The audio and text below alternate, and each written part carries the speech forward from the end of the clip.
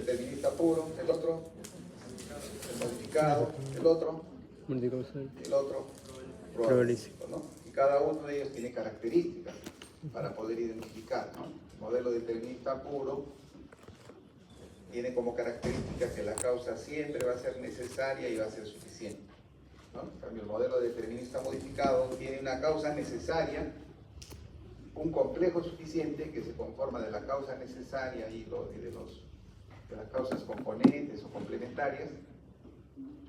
Con la causa necesaria van a conformar el complejo suficiente, que es aquella que por sí sola va a producir la enfermedad. En cambio, en el modelo multicausal no hay ni causa necesaria ni causa suficiente. Y el modelo probabilístico lo que nos permite a nosotros es sustentar o priorizar en el contexto, ya sea del modelo determinista modificado, en el contexto del modelo multicausal, sobre qué factor debemos intervenir prioritariamente para reducir la ocurrencia de la enfermedad. Los otros conceptos que deben de recordar son los criterios de causalidad que les hemos mencionado, ¿no? Y que tienen que ser sustentados. Como yo les dije, en el ejercicio no es listar todos los criterios de causalidad y decir si cumple, sino correlacionar lo que les hemos presentado como actividad y decir qué cosa de lo que les hemos presentado como problema responde a los criterios de causalidad. Eso es importante que tengan en cuenta. Entonces hoy, ya después de haber revisado las seis sesiones previas, el examen viene de todo el curso, o sea, no digan voy a estudiar solamente esto, seguro el profesor va a preguntar esto, no jueguen así. A los que están acá les recomiendo lean todo, porque en el examen vienen todos los temas, variadito.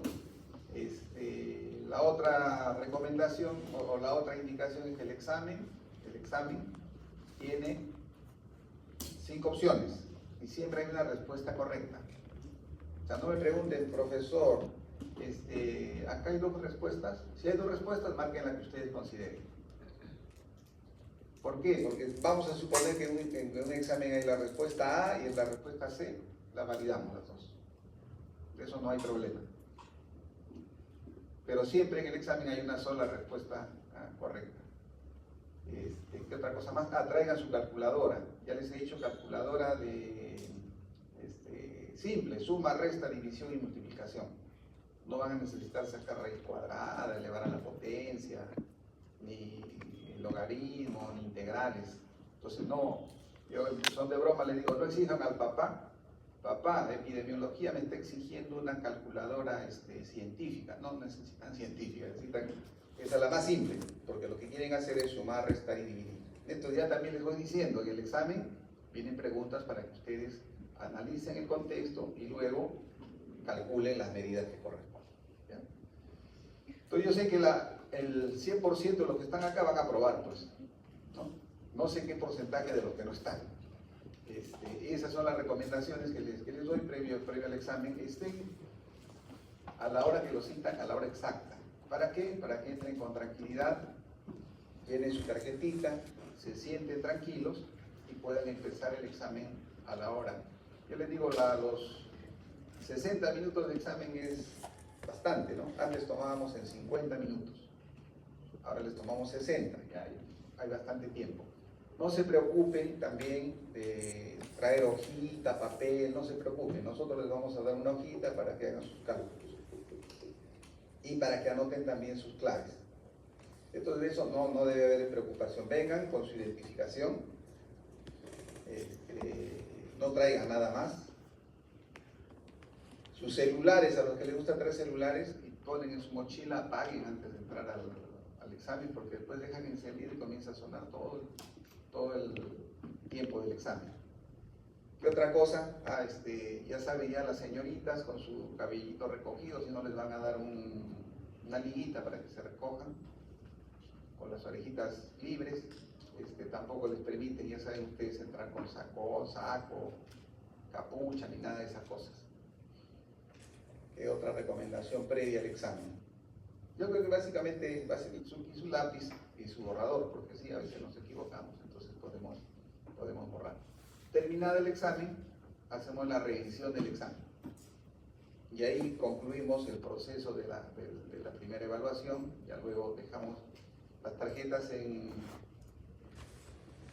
el área donde van a leer. Y eso también les digo, a veces el estudiante dice, yo marqué C y la máquina me está quitando puntos. También les digo, la máquina no quita puntos.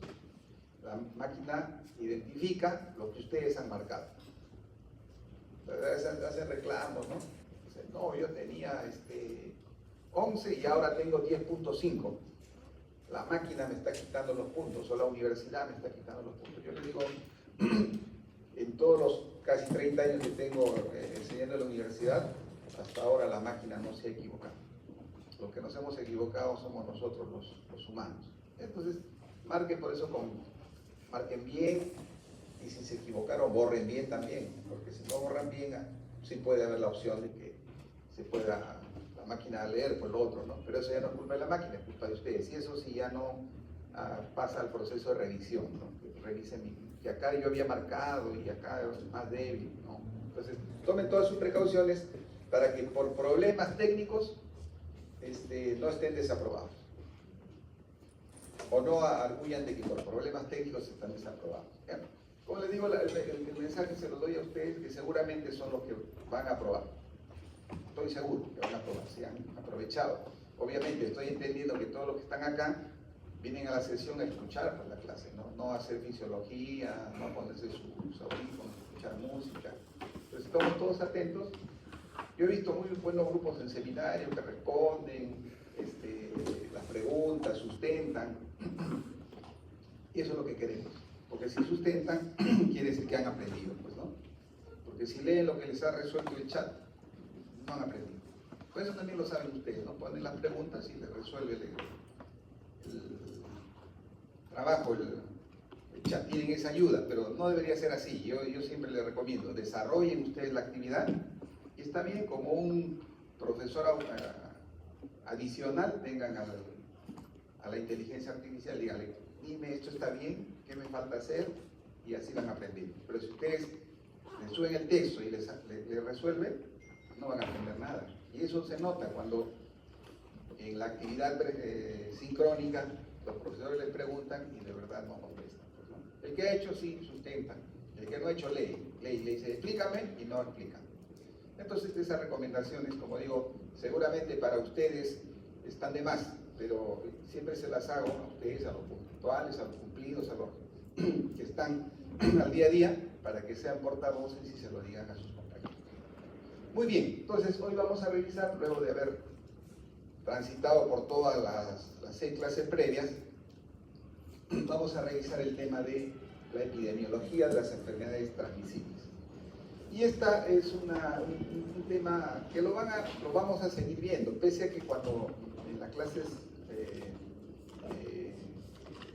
del segundo capítulo vamos a ver un tema de transición epidemiológica, y ya les mencionaba también de que estamos en un proceso de transición donde están apareciendo las enfermedades no transmisibles, pero en el país, conjuntamente con las no transmisibles, están las enfermedades transmisibles. O sea, es un proceso de transición bien complejo y bien peculiar, como todo lo que ocurre en el país, y lo mismo sucede con las enfermedades. Entonces, en ese contexto, pese a que estamos en un proceso de transición epidemiológica, todavía tenemos como problema de salud pública, como problema epidemiológico, las enfermedades transmisibles.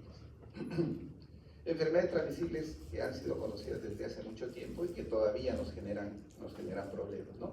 Y les hemos puesto esta figurita para significar pues de que en el mundo todavía las enfermedades transmisibles son un problema epidemiológico y consecuentemente son un problema que afecta a la población.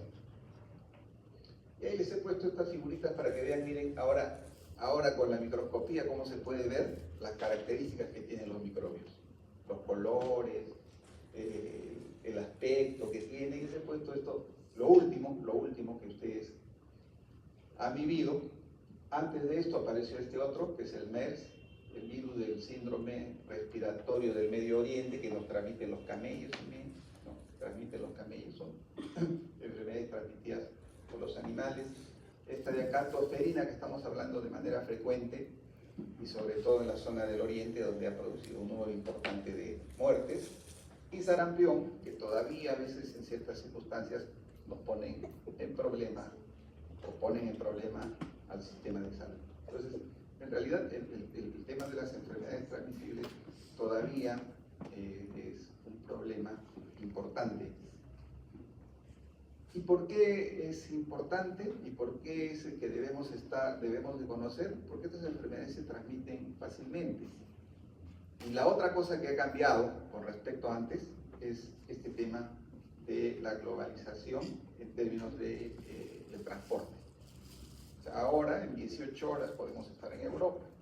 Yo puedo ir de acá, el periodo de incubación, y llegar para allá y hacer la enfermedad. O lo que ocurrió con COVID, pues no, vino un piloto de avión que hizo COVID acá. Ese es el otro gran problema que tenemos ahora, el tema de la globalización que nos va diseñando diferentes escenarios, ¿no? Este tema de la globalización ha hecho de que enfrentemos esta pandemia de COVID. Lo mismo estuvimos preocupados, yo les decía, el año 2009 con influenza H1N1. Felizmente, no tuvo la magnitud de esta pandemia. Entonces, este tema de la comunicación, estos que están viendo acá, este gráfico, nos está señalando la cantidad de viajes que existen en el mundo. Esa es la cantidad de circulación que existe por vía aérea en el mundo. O sea, hay de conexión entre todos los lugares. Y eso hace un poco más complejo el tema de las enfermedades transmisibles. De ahí que el rol de la epidemiología en ese contexto es hacer una buena vigilancia epidemiológica. Y yo siempre les digo, y ahí van a jugar un rol importante ustedes, el 99% que van a ser clínicos. ¿Por qué? Porque si a ustedes se les pasa un sarampión, se complicó, como se complicó, creo que les comenté con este niño que llegó de fuera del país, no vacunado, hizo sarampión, y que contagió a un interno y a una enfermera.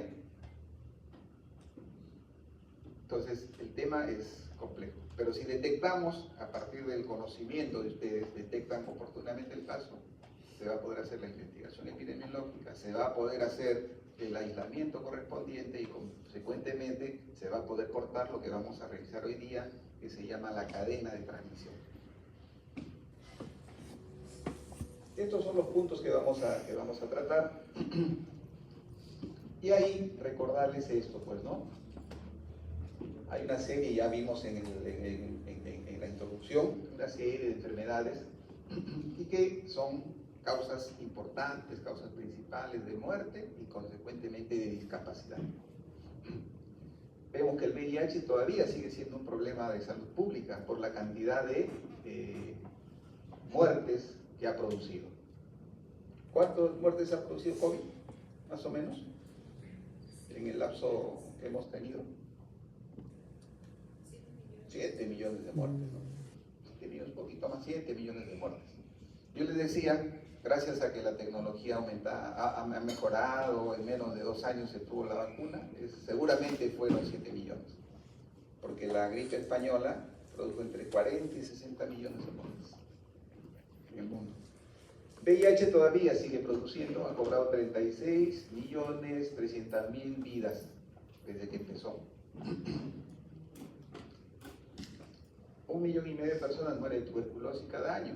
O sea, el problema de la tuberculosis sigue siendo un tema importante. Y en Estados Unidos también. ¿Asociado a qué? Al VIH. Pues, ¿no? Al VIH. En nuestro país es un problema de salud importante, es una enfermedad transmisible importante, no solamente por el VIH, sino por las condiciones sociales, económicas que vive el país, ¿no? Ya hemos visto qué tipo de modelo de causalidad o a qué modelo de causalidad responde la asociación bacilo de Koch tuberculosis. Entonces el coro tiene que decirme inmediatamente al modelo modificado, determinista modificado, o de Rothman también llamado, ¿no? Entonces todavía es un problema de salud, no solo acá, sino en el mundo. Los niños menores de 5 años presentan 77% de todas las muertes por malaria en todo el mundo. Ese es otro problema, ¿no? Nosotros tenemos malaria, pero no en la magnitud, pero a nivel del mundo es un problema importante y sobre todo en los menores de 5 años. En el 2000 más de 1.000 millones de personas recibieron tratamiento para al menos una de las 5 enfermedades transmisibles desatendidas. Hay enfermedades transmisibles desatendidas, nos preocupamos de COVID, nos preocupamos de sarampión, nos preocupamos de dengue, pero nos olvidamos de otras enfermedades, como malaria, por ejemplo, es una enfermedad desatendida. Filariasis, que no hay acá, ¿no? Pero también es una enfermedad desatendida. O sea, son enfermedades que, como no tienen un impacto importante, las olvidamos y no les damos tratamiento. Pero miren, más de 1.000 millones de personas recibiendo tratamiento para al menos una de 5 enfermedades transmisibles desatendidas que se pueden prevenir, controlar y eliminar. O sea, dicho de otra manera, estas enfermedades no deberían estar presentes. ¿Por qué? Porque las podemos prevenir. Pero ¿qué hacemos? Que aparezcan y lo que hacemos es dar tratamiento. Y ya saben ustedes que el tratamiento cuesta más que la prevención. ¿Qué es una enfermedad infecciosa? Es una enfermedad debido a un patógeno o su producto tóxico que surge a través de la transmisión de una persona infectada a un animal, ¿no? Entonces, una enfermedad infecciosa es aquella que es producida por un patógeno o su producto tóxico. Lo que hay que diferenciar es este concepto que estamos viendo acá, el concepto de enfermedad infecciosa del concepto de enfermedad transmisible. El concepto de enfermedad transmisible lo usamos en el contexto, valga la redundancia, de la salud pública, para significar que cualquier enfermedad causada por un agente infeccioso o sus productos. En cambio, cuando ustedes hablan de una enfermedad desde el punto de vista de los signos y síntomas, estamos hablando de una enfermedad infecciosa. Entonces, sarampión es una enfermedad que produce fiebre, malestar general, inyección conjuntival, coriza, presencia de lesiones maculopapulares. Ahí estamos hablando de la enfermedad infecciosa. Entonces, esa es la diferencia. Y la otra cosa es que el concepto de enfermedad transmisible se usa desde la perspectiva de la salud pública. Y el objetivo es definir los mecanismos y los efectos de transmisión, que es lo que vamos a ver. Los mecanismos y los efectos de transmisión. Es decir, la cadena de transmisión. ¿Para qué? Si nosotros conocemos la cadena de transmisión de las enfermedades transmisibles, lo que vamos a poder lograr es intervenir en cada uno de esos eslabones de la cadena de transmisión para, si está la enfermedad presente, controlar, y si no está, para prevenir. En cambio, el concepto de enfermedad infecciosa es la que ustedes van a usar más, pues, ¿no? En el contexto de la medicina clínica. ¿Y cuál es la finalidad o el objetivo? En este contexto es de conocer la enfermedad a partir de los signos y síntomas. ¿Para qué? Para hacer el diagnóstico y consecuentemente el tratamiento oportuno. Lo que yo les comentaba en relación a sarampión o en relación a tosferina, ¿no? Paciente, niño de 5 años o de 4 años que presenta tos persistente, que le produce cianosis y que está asociado a vómito, y que hay en la casa o en el colegio hay el antecedente de que existen niños con las mismas características, ya tenemos que sospechar que se trata de la enfermedad infecciosa llamada tosferina. En cambio, cuando hablemos desde el punto de vista de enfermedad transmisible, lo que vamos a hacer es desarrollar la cadena de transmisión de la tosferina. Y vamos a decir, ¿cómo se llama el agente? ¿Quién es el huésped? ¿Quién es el reservorio? ¿Cuál es el mecanismo de transmisión? ¿Cuál es la puerta de salida? ¿Cuál es la puerta de entrada? ¿Cuál es el huésped susceptible? Esa es la diferencia entre enfermedad transmisible y enfermedad infecciosa. En cambio, enfermedad infecciosa, signos y síntomas. ¿Por qué es importante estudiar estas enfermedades? Porque son responsables, ya lo configuramos, de altas tasas de morbilidad y mortalidad. Entonces ya acá estamos hablando de altas tasas de morbilidad, y cuando hablamos de morbilidad, ¿de qué indicadores epidemiológicos estamos hablando? Estamos haciendo un repaso para su examen también, ¿eh? ¿De qué medidas? Cuando hablamos morbilidad, tasas de incidencia, tasas de prevalencia y tasas de, ¿sí? Esas básicamente. Y en el contexto de las tasas de incidencia hay una tasa especial que se usa en situaciones de brote. ¿Cómo se llama? Tasa de ataque. Y en el contexto de las tasas de prevalencia, lo que hemos conocido, la prevalencia puntual y la prevalencia láptica, ¿no? Entonces, si ustedes recuerden, cuando se dice morbilidad, tienen que recordar esas medidas, pues, ¿no?, de enfermedad.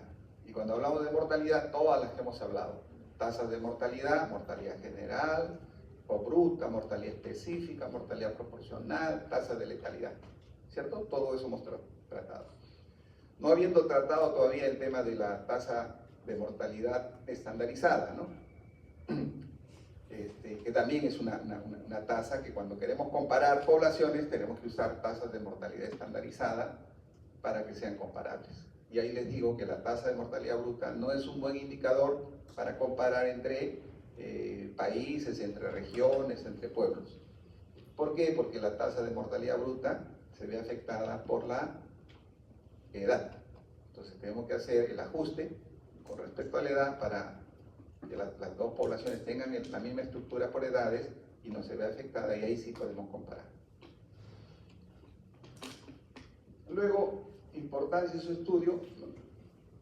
Acá, para subrayar un poquito ya, para que no se confunda, dice origen multicausal. Más que multicausal, usualmente, ya le dijimos, en las enfermedades transmisibles hay una causa necesaria, ¿no? Entonces, más que multicausal, acá está hecho en el contexto global esta palabra de multicausal. Si queremos fijar en el tema de causalidad, ustedes me cuestionarían, me dirían: pero profesor, una enfermedad transmisible no responde al modelo multicausal, ¿no? Y tendría toda la razón. ¿Por qué? ¿Por qué cuestionaríamos esa situación si hablamos desde el enfoque de causalidad? ¿Por qué? ¿Cuál es la característica del modelo multicausal? Les dije hace un ratito que no hay causa necesaria ni suficiente, ¿cierto? En cambio, en las enfermedades transmisibles siempre hay una causa necesaria y hay causas componentes o complementarias que en conjunto van a conformar, valga la redundancia, el conjunto suficiente, ¿cierto? Entonces dice, por ejemplo, hablamos de VIH, ¿no? VIH y una serie de factores. ¿Por qué? Porque el VIH no es suficiente para producir la enfermedad. ¿Por qué? Porque ya hemos dicho, hay personas, por ejemplo, que tienen resistencia al virus y nunca desarrollan la enfermedad. Entonces, en ese contexto, el virus no es una causa suficiente. Es necesaria, pero no es suficiente. O tuberculosis, que ya hemos visto. O dengue. Igual, dengue,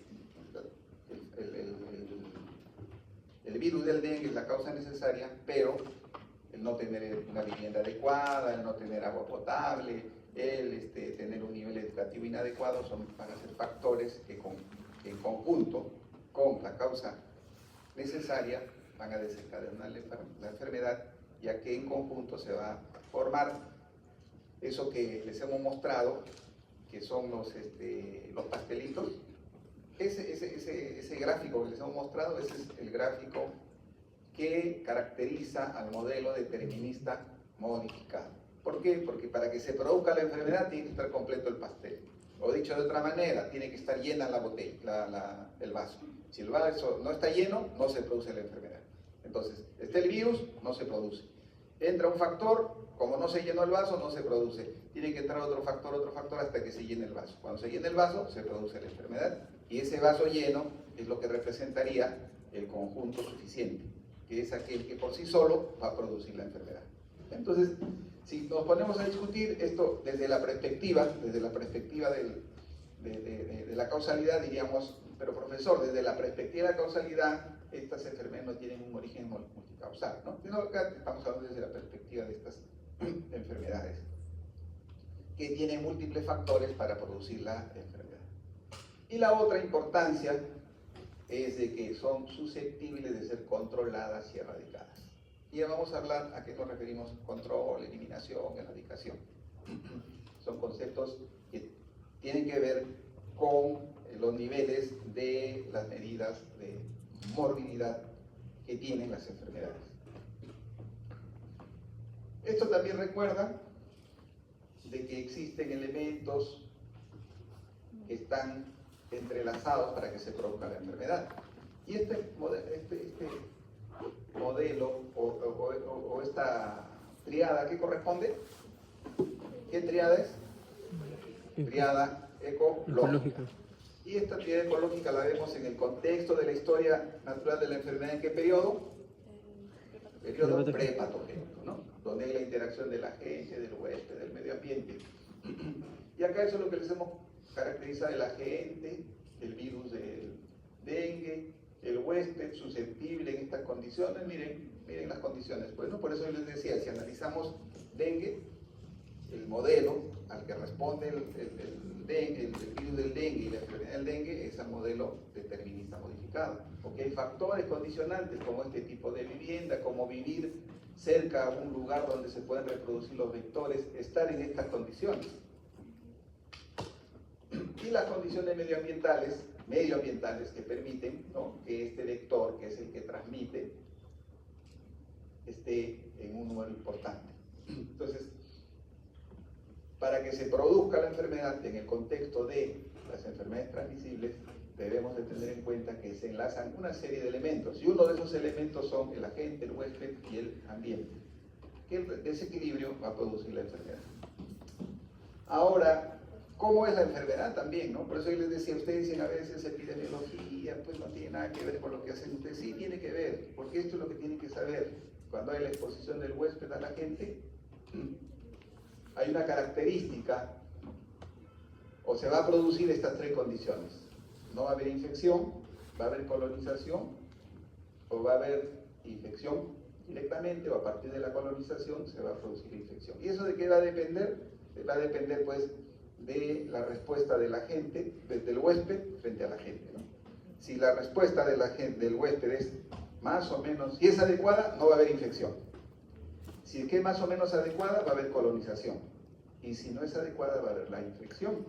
Y a partir de la infección vamos a ir pasando a lo que vamos a ir viendo. En ese contexto, cuando hay el contacto, la exposición de la gente con el huésped, el agente tiene una característica que se va a llamar infectividad. Vamos a ver más adelante a qué nos referimos con la infectividad. Cuando se produce la infección, puede haber una respuesta inmune protectora y consecuentemente no se va a producir la enfermedad. Pero si no hay esa respuesta inmune protectora y por lo tanto el microbio vence, por su capacidad de patogenicidad se va a producir la enfermedad.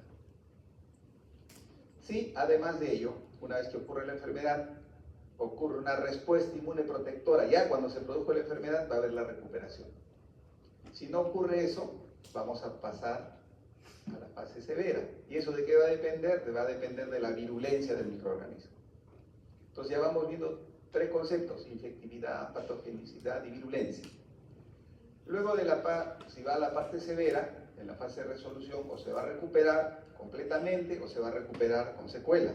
O lo que va a ocurrir es que se va a producir la muerte. Entonces, así es como ocurre este proceso infeccioso.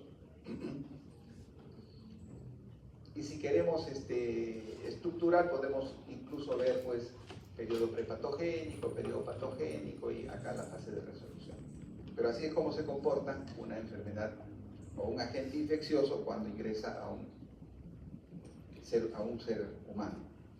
Y para que podamos entender este proceso, tenemos que conocer la cadena epidemiológica de transmisión. ¿Y por qué es importante que conozcamos la cadena epidemiológica de transmisión? Como les decía, porque vamos a poder intervenir, y al intervenir lo que vamos a hacer es cortar la cadena de transmisión.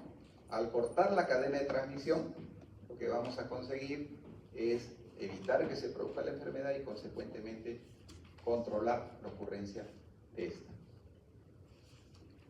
Y ahí están, empiezan, eso es la otra cosa también que deben de saber, ¿no? Dice, la cadena de transmisión, no les voy a preguntar, pero si en el caso el profesor se le ocurriese decir, que eso no debería ser una pregunta, yo no hago esa pregunta, ¿cuál es el tercer eslabón de la cadena de transmisión? No les voy a preguntar. ¿Por qué les hago esta reflexión? Porque lo que tienen que saber que la cadena de transmisión empieza con uno, y uno es el agente. luego el reservorio de la gente, luego la puerta de salida, luego el modo de transmisión, luego la puerta de entrada, ¿a quién? A un huésped susceptible. Eso es lo que quiero que entiendan. O sea, no es que la cadena de transmisión empieza donde yo quiero. Profesor, la cadena de transmisión es huésped susceptible, agente causal, puerta de salida, puerta de entrada. No, la cadena de transmisión casualmente es así. Yo no acostumbro a que ustedes memoricen y les voy a decir, diga usted cuál es el cuarto nivel, el cuarto eslabón de la cadena de transmisión. De verdad no lo veo útil. Lo que sí veo útil es de que sepan que la cadena sigue pues una secuencia ordenada de pasos desde el paso 1 que empieza con el agente. O sea, dicho de otra manera, no es crucial que aprendan el número, lo crucial es que aprendan de que hay un agente causal, hay un reservorio de ese agente, existe una puerta de salida del agente a partir del huésped, hay un modo de transmisión, hay una puerta de entrada al nuevo huésped y hay un huésped susceptible. Entonces ya de ahí vamos deduciendo un concepto importante de que la mejor medida para controlar una enfermedad es hacer que el huésped susceptible deje de ser susceptible, ¿cierto? Y un ejemplo claro es el tema de la erradicación de la viruela, porque se erradicó la viruela gracias a que a los huéspedes susceptibles los convirtieron en huéspedes inmunes. Y por más que había el agente, modo de transmisión, todo lo que quieran, no había dónde producir la enfermedad. En el agente causal, como ya habíamos revisado anteriormente, hay elementos a tener en cuenta, que es el tema de la transmisibilidad, que está dada por el número reproductivo básico. El número reproductivo básico, en términos simples, nos dice a cuántas personas contagia un enfermo cuando ingresa a un grupo de susceptibles. Por ejemplo, era COVID, se decía que 4, ¿no? 3 a 4 era su número reproductivo. A eso se refiere el número reproductivo, el número de personas que pueden ser contagiadas por una persona enferma. Cuando esta persona enferma ingresa en un contexto donde todos los huéspedes son susceptibles. Eso se llama número reproductivo básico. Y cada enfermedad tiene un número reproductivo básico. Dependiendo del número reproductivo básico, vamos a tenerle más miedo. Y si es una enfermedad que requiere o tiene una vacuna, vamos a requerir, dependiendo del número reproductivo, una cobertura de vacunación mayor o menor. Luego tenemos el tema de la infectividad, que es otra característica, que es la capacidad que tiene el microbio de producir infección, y la infectividad está referida con la dosis media infectante. Por eso está ahí, dice D50, dosis media infectante. O sea, ¿a qué nos referimos con ello? ¿Cuántos microbios se necesitan para producir la enfermedad? Por ejemplo, cólera, para que se produzca la enfermedad, el individuo debe ingerir 10 a la 6, por lo menos 10 a las 6 bacterias. En cambio, si se trata de shigellosis, solamente con 10 a la 1 o 10 a la 2 bacterias ya se produce la enfermedad. A eso se refiere la infectividad. Y obviamente, ya saben ustedes que para que se produzca la enfermedad no solamente la capacidad de infectividad del microbio, sino también la respuesta del microorganismo, ¿no? La respuesta del organismo. El otro concepto que es patogenicidad. ¿Qué es patogenicidad? Es la capacidad que tiene el microbio, ¿de qué? De producir enfermedad, ¿cierto? Eso es la patogenicidad, la capacidad que tiene el microbio de producir enfermedad. ¿Con qué indicador epidemiológico? Se lo dije en una de las clases. ¿Se puede medir la patogenicidad? Con la tasa de ataque. Entonces, cuando yo estoy en un brote y me sale la tasa de ataque es del 80%, yo digo, este microbio es altamente patógeno. O sea, cuando digo es altamente patógeno, es un microbio que tiene una gran capacidad de producir enfermedad. En cambio, la virulencia está referida a la capacidad del microbio de producir casos graves o fatales. Fatales, ¿no? Casos graves o fatales. Entonces, ¿cómo mido yo la virulencia? Puedo medir por el número de personas que se hospitalizan. Si el 50% de las personas terminan hospitalizadas, ya, vamos diciendo de que ese microbio es altamente virulento. ¿Por qué? Porque produce un número importante de casos graves. Y una persona para que se hospitalice tiene que estar grave, pues evidentemente. Y la otra medida que se utiliza para determinar la virulencia es la tasa de letalidad. Y la tasa de letalidad, ¿qué cosa mide? El riesgo de morir por una determinada enfermedad, ¿cierto? Entonces la letalidad es el número de muertos por una enfermedad entre todos los muertos por esa enfermedad. 100 enfermos de dengue y murieron 50, letalidad 50%. Decimos, este virus es altamente virulento. Entonces hay que estudiar por qué tipo es el virus. Dengue 1, dengue 2, dengue 3, dengue 4, y luego a quiénes afectó. Para eso sirve la epidemiología. No es para contar, como a veces decimos, para contar muertos y enfermos.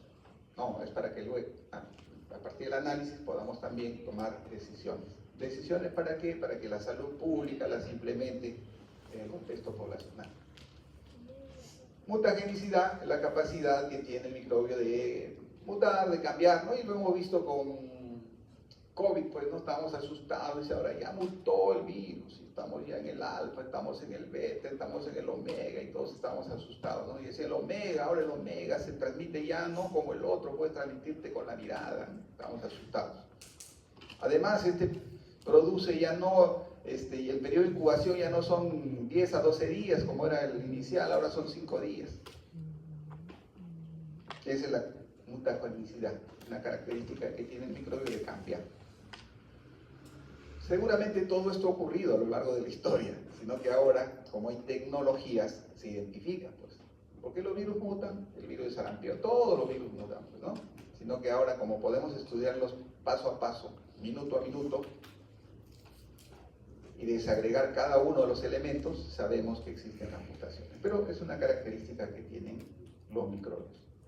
La otra es la inmunogenicidad, que es la capacidad que tiene el organismo de producir respuesta inmune, ya sea inmunidad celular o inmunidad humoral, ¿no? Ya. Estos conceptos entiendo que ya los conocen ustedes. Inmunidad celular está referida a ¿qué linfocitos? T, ¿no? Linfocitos T. Entonces, pues les digo, si ustedes no saben el resto, epidemiología menos van a saber, pues, porque tienen que saber. En cambio, la inmunidad humoral está producida por los anticuerpos.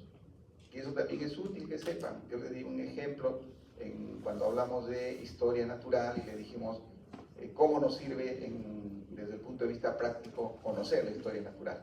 Yo les dije, hasta para que pidan un examen.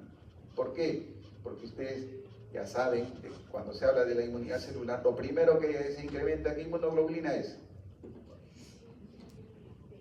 ¿la M o la G? ¿La M o la G? Tarea. Eso, por ejemplo, no es necesariamente epidemiología, pero tienen que saber, porque ustedes piden un análisis, vamos a decir, un niño dice, tuvo un rash, este puede ser sarampión, y le pido un análisis. Y me dice, positivo a inmunoglobulina G. Y digo, ¿y este niño es vacunado? Sí, es vacunado, ya, no olvídate, ese rash no es por sarampión, es por cualquier otra cosa. Entonces ya les estoy diciendo, inmunoglobulina G es una inmunoglobulina que se incrementa tardíamente. La primera que se incrementa es la IgM. Entonces, todas esas cositas tienen que conocer. El otro concepto en relación al agente causal es la contagiosidad, que es la capacidad que tiene el caso primario de contagiar de producir casos secundarios, vamos a decir. Y eso se mide a través de lo que también hablamos, que es la tasa de ataque secundario, que es el número de personas que se enferman entre los contactos con el caso primario. ¿A qué me refiero? Hubo un caso de sarampión en el colegio y el niño fue a su casa. En su casa son 10 personas, de las 10 personas 8 no se han vacunado, y de esas 8, 6 se enferman. Entonces, la tasa de ataques secundarios eran esos 6 que enfermaron como consecuencia del contacto con el niño entre los 10 que estuvieron en contacto. Eso se llama tasa de ataque secundario y eso mide la contagiosidad del microbio. Esto para que recuerden un poquito los microbios, ébola, SARS, HIV, papera, viruela. toferina, sarampión, y estos son los números reproductivos. Entonces, si este individuo con ébola ingresa, puede contagiar entre 1 a 2 personas. A eso se refiere el número reproductivo básico. Y les decía, cuanto más alto es el número reproductivo básico, si es una enfermedad inmunoprevenible, se necesita de que haya una mayor cobertura de vacunación. Sarampión, por ejemplo, miren, 12, si llega una persona con sarampión a un lugar donde hay susceptibles, va a contagiar entre 12 a 18. Imagínense, ¿no? 12 a 18 y este ejército se va a otro lugar donde es susceptible, otros 12 a 18, así es como se producen pues, las epidemias. De ahí que es importante, primer punto, de que ustedes, futuros clínicos, identifiquen al toque, no, este me parece sarampión, y lo reporten. ¿Para qué? Para cortar la cadena de transmisión y no siga paseándose de una clínica a otra clínica, a otra clínica. En este caso, por ejemplo, del sarampión, se requiere que la cobertura de vacunación sea 95% más. ¿Para qué? Así venga una persona con sarampión, no va a pasar nada, no va a pasar nada. Pero si las coberturas son menos como las nuestras, estamos asustados. Cuando llega un paciente o una persona con sarampión importado, estamos desesperados. ¿Por qué? Porque nuestras coberturas son bajas. Entonces tenemos que hacer toda la búsqueda inmediata, control de los contactos, para evitar que se disemine la enfermedad. Entonces, a esto nos referimos con el número reproductivo básico.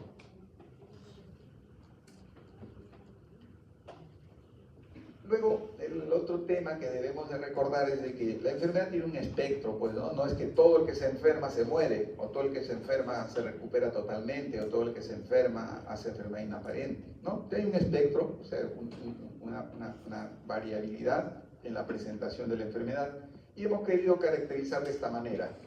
A representa inaparente y B, C y D es la forma aparente. Esto quiere decir que no hay manifestaciones clínicas y acá están las manifestaciones clínicas. Y hemos puesto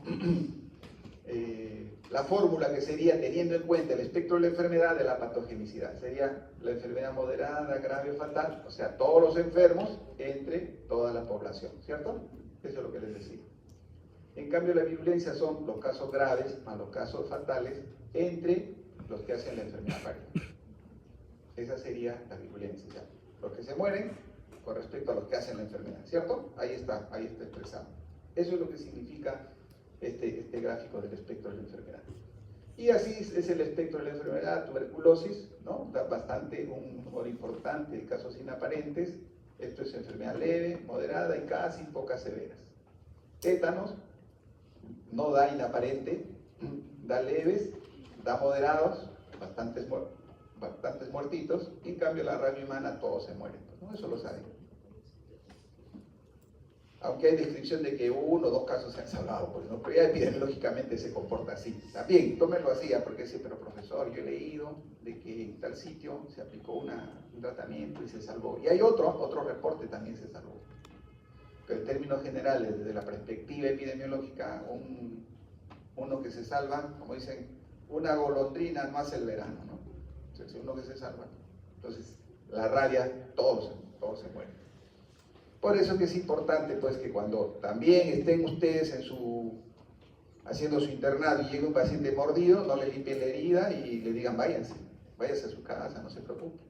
Tienen primero que averiguar qué tipo de perro lo mordió. Su perro en la casa, es un perro vacunado, tiene su carnet de vacunación. Miren, parece gracioso, ¿no? Lo que le pedimos a los niños, tiene su carnet de vacunación, su perro, traiga.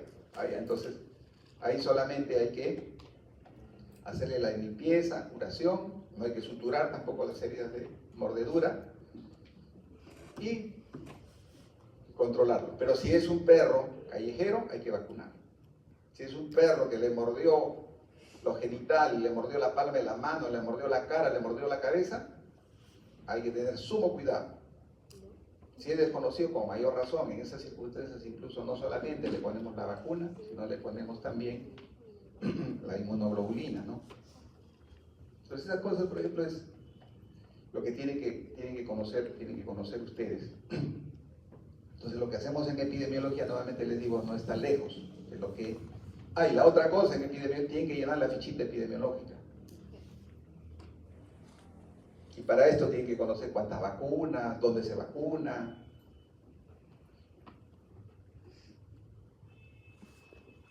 Esto para que vean ustedes y sepan, por ejemplo, viruela es una enfermedad que tiene alta contagiosidad, alta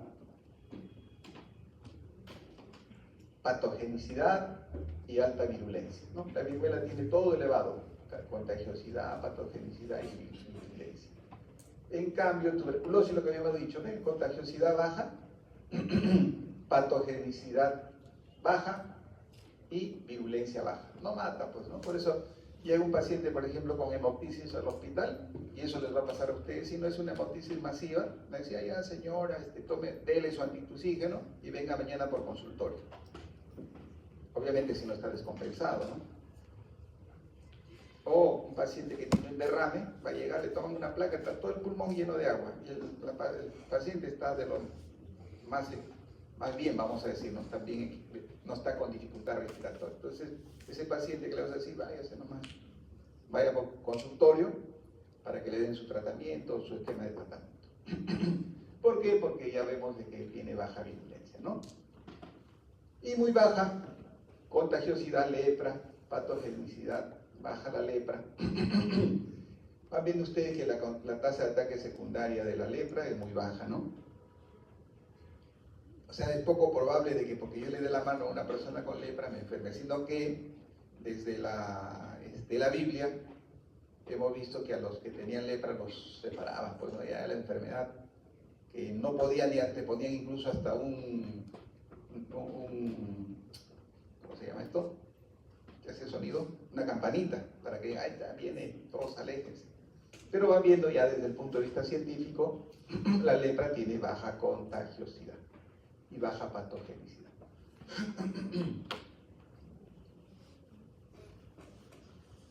Bien, ahora vamos a hablar del primer elemento de la cadena de transmisión, que se llaman los agentes, el agente etiológico. Y ahí ya estos ustedes son tromes, pues, ¿no? Hay desde priones hasta las bacterias y los microbios más grandes, que son los hongos, pues, ¿no? Entonces los priones, agentes infecciosos más sencillos, una simple molécula de proteína, y producen estas enfermedades que van a ver de repente ustedes. Curú, sí, no, yo no he visto en mi formación, y creo que no hay todavía curú. Esta de acá sí, creo que fue Jacob, sí. Es más, nos daban como caso clínico para resolver en el curso de neurología, ¿no? Esas épocas, yo tengo bastante tiempo en médico, no hablábamos todavía de los priones, hablábamos de los virus, pues, ¿no? Los virus. Después de los priones están los virus, y ya todos los virus que ustedes conozcan, habidos y por haber, con las fotitos que les he mencionado. Hongos, estos hongos, que también lo van a ver, son enfermedades que usualmente son respiratorias, y que ahí van a tener que, cuando no va bien un paciente con un problema respiratorio, piensen en hongos. Y la otra cosa, recuerden epidemiología. ¿Por qué? Porque estas enfermedades ocurren en ciertos lugares, porque ahí va a ser el reservorio. Y lo vamos a ver más adelante cuando hablemos de los reservorios. Rickettsias, algunas enfermedades producidas por Rickettsia, como el tifus exantemático, ¿no? Producido por piojos o por garrapatas, la fiebre Q, que van a aparecer, ¿no? En mi época hay enfermedades que ahora tenemos, por ejemplo, una viral parecida a chikungunya, parecida a Zika. Esta se llama, ya me voy a acordar. Y seguramente ustedes también van a tener que ir pensando en este tipo de enfermedades. Antes nosotros no estudiábamos porque decían, es más, cólera, cuando yo hice la carrera, no sé si ustedes les enseñan cólera ahora, pero en mi época, cuando estábamos estudiando enfermedades diarreicas, estudiábamos, decíamos, diarrea por Escherichia coli, sí, bla, bla, bla. Luego diarrea por Shigella, sí, diarrea por Campylobacter. Y cuando llegamos a cólera decían, pasen la hoja porque no hay cólera en el país. Y llegó cólera. Igual va a ser usted va a decir, fiebre Q no existe, el profesor no está hablando, y de repente, cuando esté dictando ya como yo digo, oye, hay fiebre Q en el país. Bacterias, todas las bacterias también habidas y por haber, protozoos, malaria, tripanosomiasis, timaniasis, disentería mediana y otras enfermedades. Tripanosomiasis también había en número, eso sí hemos visto, ¿no? La enfermedad famosa, enfermedad de Chagas, que diríamos es una enfermedad desatendida, ¿no? Enfermedad de Chagas, ¿sí? ¿Y cuál era el antecedente epidemiológico? Cuando encontramos un paciente que venía con cardiomegalia, dice, tiene cardiomegalia, tiene megaesófago, eso debe ser, puede ser Chagas, decíamos. Entonces, ¿qué preguntábamos? ¿De dónde viene? Porque en Arequipa era una zona donde había bastante Chagas. Entonces, si decía, venía de Arequipa y tenía una cardiomegalia, tenía megaesófago, esto es Chagas, decía. Y comenzábamos a hacer, ya no los análisis que hacen ustedes, nosotros unos análisis bien complicados, pues, ¿no? Ahora pues les hacen de todo, y en un minuto saben de qué se trata. Luego tenemos los metazoarios, y ahí tenemos triquinosis, ancilostomiasis, esquistosomiasis, que no se transmiten directamente de hombre a hombre. Pues la triquinosis o cisticercosis, pues, ¿no? Que cuando comemos cerditos que no son certificados y que tienen triquinosis, nos contagia, pues, a partir del consumo de estos animalitos. Luego tenemos el reservorio. Entonces ya hemos visto el agente, puede ser priones hasta lo que hemos revisado. Y luego tenemos el reservorio. ¿Qué es el reservorio? Es el hábitat normal en el cual el agente infeccioso vive, se multiplica o crece. Entonces ya ahí vamos viendo de que dicen, incluye el hombre, los animales y el medio ambiente. Pero cuando hablamos de medio ambiente, no vayan a pensar que es el aire. En el aire no, pues no, el aire, ¿quién va a vivir? Nadie vive. Entonces el aire no es un reservorio. ¿Es un medio de transmisión? Sí, pero no es un reservorio. En cambio, la tierra, el suelo, vamos a decir, sí es un reservorio. Dentro de los reservorios, podemos hablar de los reservorios como casos clínicos, los que tienen pues la manifestación que están con fiebre, malestar general, tos. Ya ese es un reservorio desde la perspectiva de caso clínico. Los reservorios también pueden ser casos subclínicos, aquellos que tienen síntomas muy vagos, que me duele la cabeza, tengo febrícula, pero no hace manifestaciones importantes. Y los reservorios pueden ser portadores, personas que sin presentar signos ni síntomas de la enfermedad eliminan microorganismos. Como dice acá, el grado de peligro potencial para la comunidad depende de la frecuencia con que el portador contacte con sus susceptibles, obviamente. Y el estado de portador suele ser un estado transitorio. En la mayoría de las veces hay portadores crónicos, ¿no? Y seguramente han escuchado de la tifoidea. La tifoidea es un ejemplo clásico del portador crónico.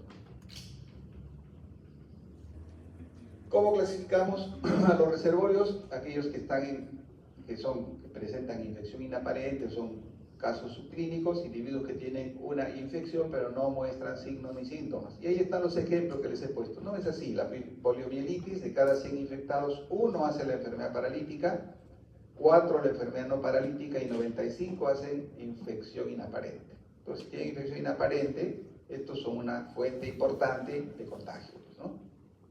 Ahora uno se pone a reflexionar, pero y por eso se preocupan, pero yo les digo, ¿alguien estaría dispuesto a no vacunarse y jugarse el riesgo de que se infecte de poliomielitis y le dé una forma paralítica o una forma no paralítica? No, pues no, porque la polio deja secuelas terribles. Ya ustedes no van a ver, espero, en mi época sí, nosotros vimos pacientes con poliomielitis y hemos visto todavía pacientes con secuela de poliomielitis. Ustedes seguramente alguno que otro caso verán con secuela de poliomielitis, pero es más, antes no había ni ventilador. Miren, así era por la medicina, no había ni ventilador que se usan ahora. Se usaba el famoso pulmón de acero, se llamaba. Le ponían al paciente y le hacían presión negativa para que pueda expandir el pulmón. Y hepatitis es otro ejemplo de reservorio de un caso de infección inaparente o caso subclínico. La hepatitis A, la razón de casos ictéricos a no ictéricos se incrementa con la edad. O sea, dicho de otra manera, cuando son niñitos, la mayoría, seguramente los que no se han vacunado, o los que no nos hemos vacunado, porque yo no me he vacunado contra la hepatitis A, he hecho hepatitis A, pero no he hecho ictericia. ¿Por qué? Porque la razón de ictéricos a casos, cuando somos niños, es bien alta. Hay pocos casos ictéricos, la mayoría la pasamos sin hacer ictericia. Ahora ya saben que hay vacuna contra hepatitis A, pues, ¿no?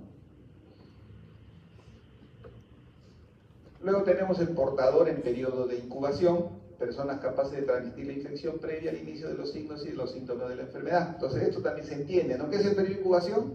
Es el tiempo que transcurre. ¿De cuándo? Miren, por eso les decía, tienen que saber todo lo que les hemos enseñado, porque no podemos cortar el curso por partes y segmentar, ¿no? Ahora estamos viendo, dice, portadores en periodo de incubación, entonces, ya ustedes tienen que saber qué es el periodo de incubación, que lo hemos revisado en Historia Natural de la Enfermedad.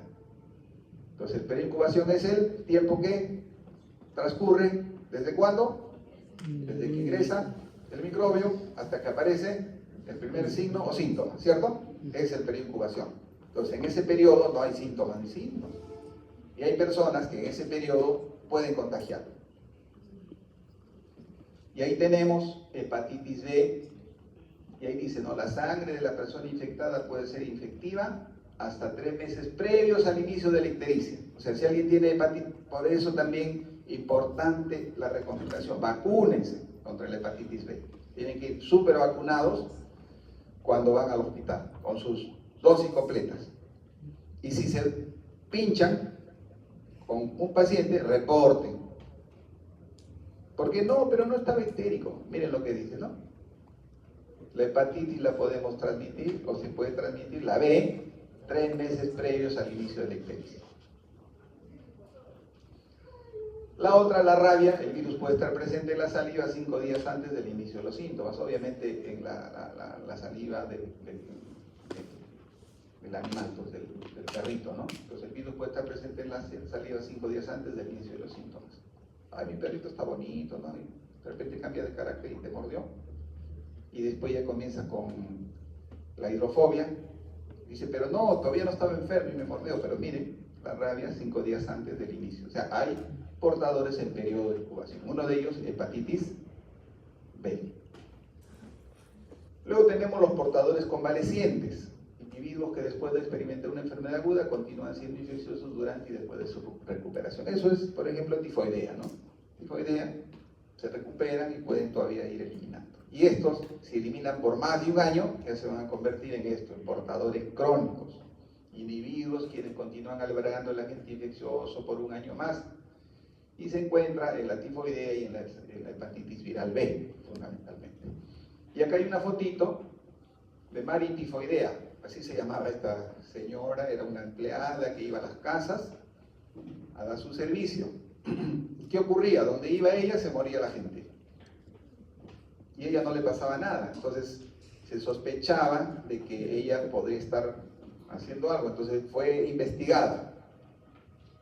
En la investigación se identificó que era una portadora crónica de Salmonella typhi. Y lo que, como ella era la que cocinaba, iba al baño, hacía sus necesidades, no se lavaba la mano, preparaba la comidita, la servía y contagiaba a los comensales de la casa.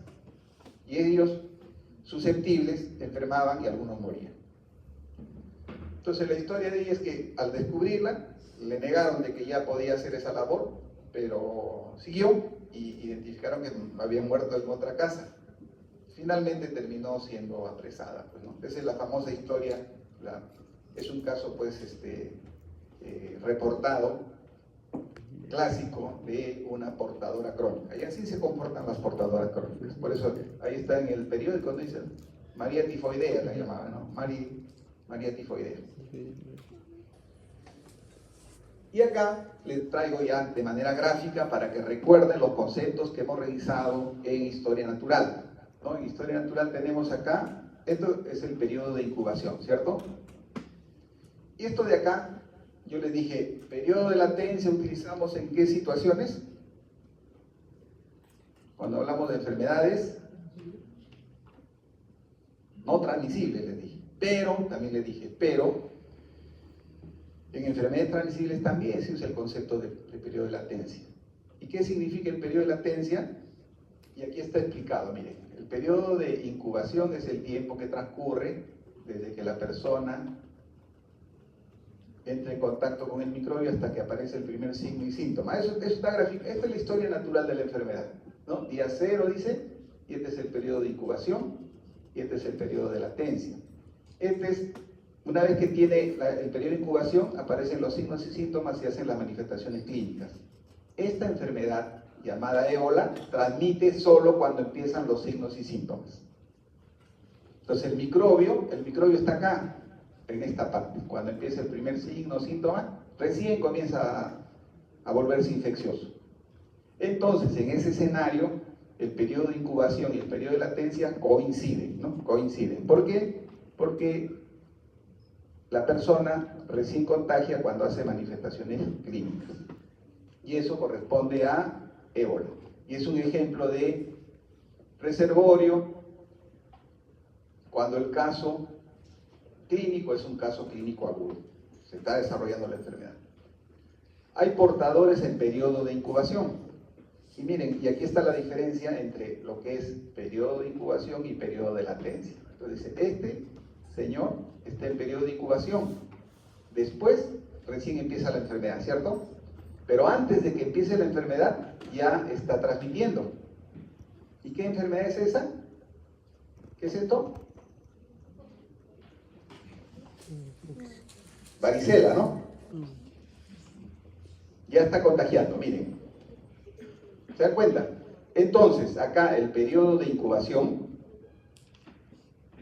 es mayor que el periodo de latencia. Dicho de otra manera, el periodo de incubación es el tiempo que transcurre desde que el microbio ingresa al cuerpo hasta que se produce el primer signo o síntoma. En cambio, el periodo de latencia es el tiempo que transcurre desde que ingresa el microbio hasta que la persona se convierte en infectante. ¿Está bien? Y ahí está el gráfico. Luego tenemos portadores convalecientes. El portador convaleciente, el ejemplo está acá, el cólera. ¿Qué pasa acá? Hay un periodo de incubación, comienza a transmitir la enfermedad cuando se produce la enfermedad, por eso el periodo de latencia coincide. Luego de ahí se recupera, acá acabó la enfermedad, pero se acabó la enfermedad, pero sigue contagiando. Eso se llama portador convaleciente. Ahí ya me mejoré, o lo que le dije, tifoidea también, pues, ¿no? Tifoidea, ya me mejoré, pero sigo eliminando el microbio. Lo mismo ocurre con cólera. Terminó el cuadro clínico, pero sigue transmitiendo. Y luego tenemos la infección inaparente, que es la fiebre tifoidea asintomática. Acá hay un periodo de latencia, y a partir de ahí comienza la fase de infección, ¿no? O sea, la infección. Y durante todo este proceso infeccioso, la persona está transmitiendo. Yo les decía, fiebre tifoidea, también, una vez que esta es fiebre tifoidea asintomática, pero una persona que tiene síntomas hace lo mismo que cólera. Pero en fiebre tifoidea asintomática no tiene síntomas, pero por eso que no estamos viendo cuándo empieza el periodo de incubación, ¿cierto? Pero sí tiene un periodo de latencia, que es cuando comienza la persona a ser contagiante. Y ahí solamente vamos a ver no los síntomas y signos, sino lo que vamos a ver es el tiempo que transcurre transmitiendo la enfermedad, sin tener signos ni síntomas. Diferente al ejemplo que les he dado de portador convaleciente. Cuando la persona con tifoidea tiene la enfermedad, pasada la enfermedad puede seguir transmitiendo, como el caso del cólera. Entonces, con estos gráficos entendemos los ejemplos de reservorio, de caso clínico agudo, portador en periodo de incubación, portador convaleciente o infección inaparente. De estos, ¿cuál creen ustedes que puede ser el más peligroso desde el punto de vista epidemiológico?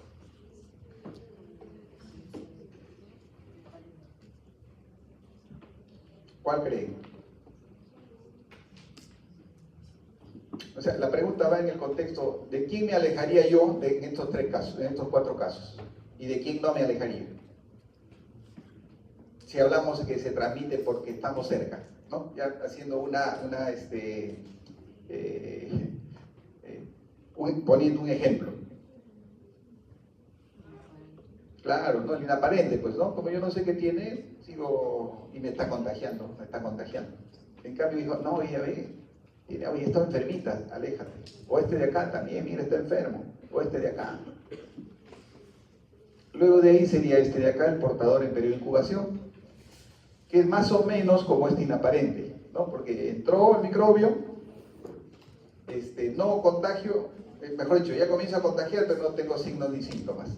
El otro ejemplo de portador en periodo de incubación es sarampión también, pues, ¿no? Sarampión, varicela, producen parotinitis, son enfermedades que se transmiten o que son ejemplos de portador en periodo de incubación. Sarampión, por eso, sarampión contagia 4 días antes hasta 4 días después que inicia la fiebre, por ejemplo, ¿no? Varicela más o menos también, similarmente.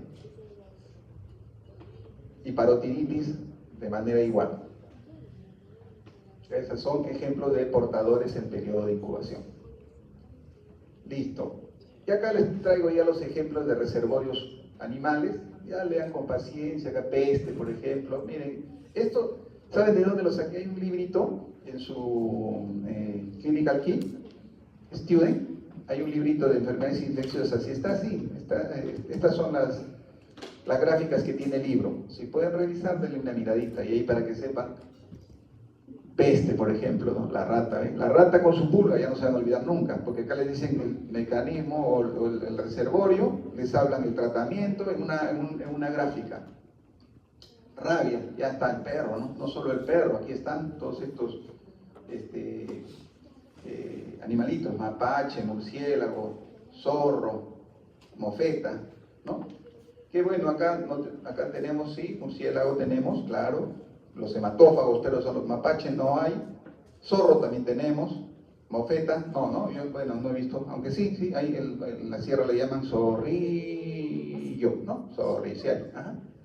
Lo que sí, no se asusten cuando una rata muerde, no se asusten. Ahí sí con calma, no lo vacunen, ¿ah? Porque la rata no transmite rabia. Ahora, la rata te muerde cuando tú la atacas. Ahora, obviamente, si te ataca la rata, o un grupo de ratas, sí ahí hay que tener cuidado, porque pueden haberse contagiado con rabia. Pero si, por ejemplo, estoy caminando y la pateé la rata y me mordió, ocurre, por ejemplo, así llegan al hospital los niñitos porque estaban durmiendo en el suelo, y viene la rata y le muerde la oreja, y llegan al hospital. Entonces, en ese caso no hay que desesperarse de vacunarle, porque la rata no transmite la rabia. Ahí hay que preocuparse de repente porque se le infecta, entonces que les hizo antibiótico, pues, ¿no? Su antiinflamatorio. Luego tenemos la brucelosis, la famosa cabrita, la brucela melitensis, llamada también fiebre malta. A veces se convierte en un problema diagnóstico en los pacientes mayores, ¿no? Que vienen con dolores articulares, la columna, tienen fiebrecita, les desaparece. Entonces hay que pensar y preguntar, señor, ¿usted come queso? Sí, ¿dónde compra? ¿No? Ah, sí, me gusta el quesito de cabra. Hay que sospechar. Ahora venden queso de cabra, ¿no? Pero hay que preguntar si ese queso de cabra está elaborado en las mejores condiciones. Porque las cabras tienen brucela. Entonces ahí está el otro ejemplo de reservorio animal. Acá citacosis, ya el lorito también transmite una enfermedad llamada citacosis que afecta el pulmón. Entonces miren, yo como les digo, acá está el tratamiento, están los síntomas, cefalea, epistaxis, tos productiva, neumonía. Y es usada, miren, hasta eso le dicen de que este microbio es usado para la guerra biológica. Entonces te mandan tu sobrecito, este microbio, y te da pues la enfermedad. Y ahí tienen el periodo de incubación. Pues les digo, lean, cuando lleven el curso, lean esto y ahí está, se van a acordar facilito. Periodo de incubación 5 a 19 días. ¿Qué síntomas tiene? Le duele la cabeza al pulmón, ¿no? Es un pulmón donde le han puesto sus piernitas, está cojita, tiene artralgia, entonces gráficamente se van a acordar. Y luego dicen, ¿con qué le doy tratamiento? Acá está, dice doxiciclina, tetraciclina. Y es un libro de medicina, y a alguien se le ocurrió y lo ha hecho así. Me gustó, por eso se los he puesto. Leptospirosis, ahí está, miren qué está haciendo la ratita, qué está haciendo el perrito. Eso, pues, ¿no? Entonces ya decimos, está orinando, está miccionando, ¿no? Entonces la rata, perdón, el perro y la rata tienen pues la leptospira. Por eso que cuando hay inundación puede haber brotes de leptospirosis. Cuando las personas caminan sin zapatos, pues, ¿no? Porque la leptospira se contagia por la piel. ¿Ven? Y acá están feliz paseándose y estos animales están misionando ahí. Y acá está lo que produce. ¿Ven? Y acá le he puesto hasta censurado, dice. Y ahí está el tratamiento. Luego el tétanos también, tétanos dónde se encuentra, qué manifestaciones produce. No sé si llegan a ver ustedes tétanos. En mi época veíamos, por ejemplo, tétanos neonatal. ¿Por qué? Te dirán, ¿por qué? Porque la mamá daba luz en la casa. ¿Y saben con qué cortaban el cordón? Con un pedazo de teja. Así era, en la sierra era así, un pedazo de teja. Ya los más sofisticados usaban chiletes, pero no está desinfectada. Entonces ahí le transmitían el tétano al pobre recién nacido. No es que la mamá tenía tétano y le transmitía, sino durante el parto, al hacer el corte de la placenta, que le pasaban el microbio. Y después de ¿cuánto se perdió de incubación? 7 días más o menos, le di chiquito y se ponía así, pues, ¿no? En opistótomos. Y el adulto hace esto, pues, ¿no? Estas manifestaciones clínicas, esta de acá. La famosa, les van a enseñar seguro, la risa sardónica, decía, ¿no? Se ríe por acá, pero está triste acá. Esa es la famosa risa. Y nos llevaban a los alumnos. Miren, ven, este es un paciente con tétanos. Pero no hagan bulla, porque si decíamos bulla comenzaba a tener su espasmo. Sí, así era. Pues ya, como digo, ustedes ya lo verán en foto seguramente. Y si tienen suerte, no desaprovechen la oportunidad de tener esa experiencia. Ácaris también, ¿no? Acá lo que les decía, el reservorio es el suelo, pues, ¿no? Como consecuencia del fecalismo en el ambiente, se produce la contaminación de la tierra y luego esto ingresa por nuestra piel. Histoplasmosis, lo que les decía, este es un hongo que está, y acá creo que ahí, sí, en las cuevas, ahí dice cueva, ¿no? Entonces por eso le decía, Señor, usted en algún momento ha ido de viaje y ha entrado a una cueva. Ah, sí, me fue a Tingo María y entré a la cueva de no sé cuántos.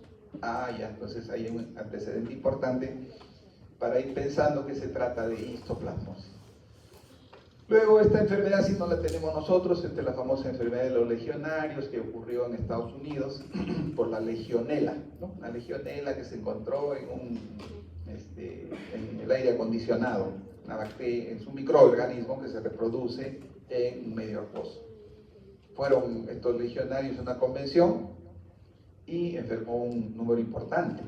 Entonces comenzó a hacer la investigación y se determinó que era un microorganismo que producía esta enfermedad.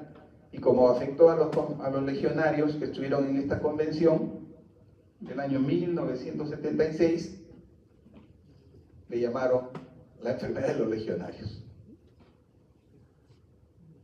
Listo, luego tenemos la puerta de salida del agente del huésped y es la vía a través del cual el agente infeccioso va a salir, pues, ¿no? Entonces hay puerta de salida del tracto respiratorio y ahí están las enfermedades que se transmiten por el tracto respiratorio, todas las que ustedes imaginen. Acá les he puesto algunas: resfrío común, influenza, tuberculosis, COVID, MERS, SARS,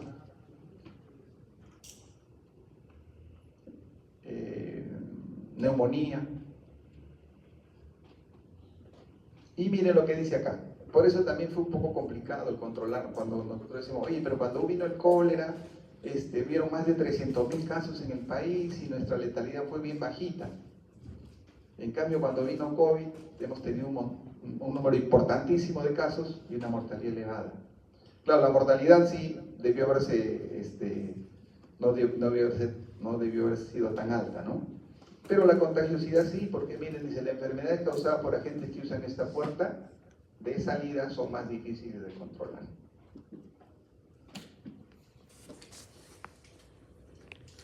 La otra puerta de salida, tracto genitourinario asociada con enfermedades tales sífilis, gonorrea, leptospirosis, esquistosomiasis, ¿no? Estas enfermedades de transmisión sexual son transmitidas, o la puerta de salida es el tracto genitourinario. Tracto digestivo, todas las enfermedades gastroentéricas. Y dentro de ellas, como parte del tracto digestivo, la boca, que involucra la rabia, y otras enfermedades transmitidas por mordedura, pues no, si hay otras enfermedades transmitidas por mordedura, también tracto digestivo. Y luego las enfermedades de transmisión fecal oral, ¿no? Todas aquellas enfermedades transmitidas por vía fecal oral tienen como puerta de salida el tracto digestivo. Ahí tenemos la hepatitis A, ¿no? La hepatitis A es transmisión fecal oral, esa no se transmite por vía parenteral. La B es la que se transmite por vía parenteral, por vía sexual, ¿no? Tifoidea, cólera, disentería. Y estas sí son las más fáciles de controlar. Lavarte la mano, disposición adecuada de las heces, o sea, son más fáciles de controlar.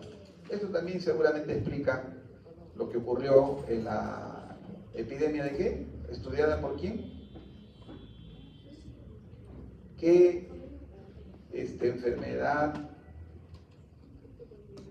estudiamos en la parte de historia que se transmitía por el tracto digestivo y que hablamos tanto? Cólera, perdón, cólera. De repente por eso también, y sí, fue fácil, pues se cerró el caño y se cortó, ¿no? Imagínense que sea una enfermedad, yo les decía, 1945, 46, si mal no recuerdo, fue la influenza, la mal llamada gripe española, ¿no?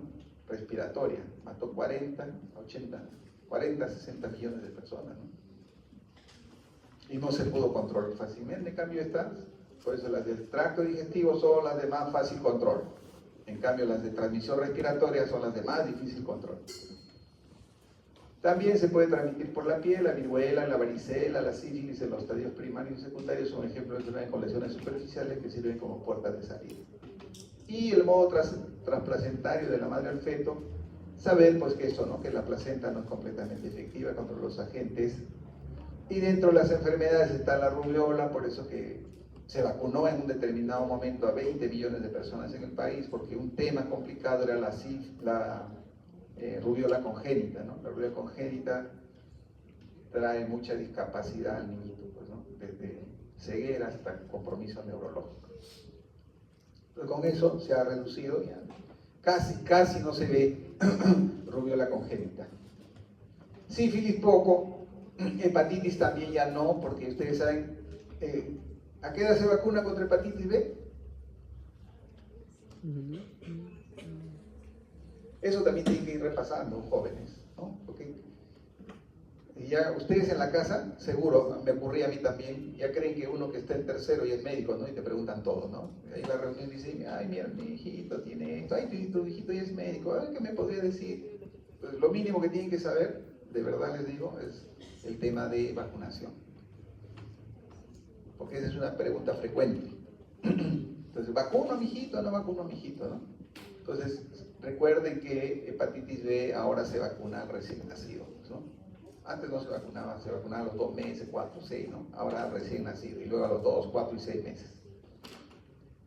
Y las madres también, durante su control, si no tienen la vacuna, tienen que ser vacunadas. Y la otra enfermedad que se transmite por vía transplacentaria es la toxoplasmosis.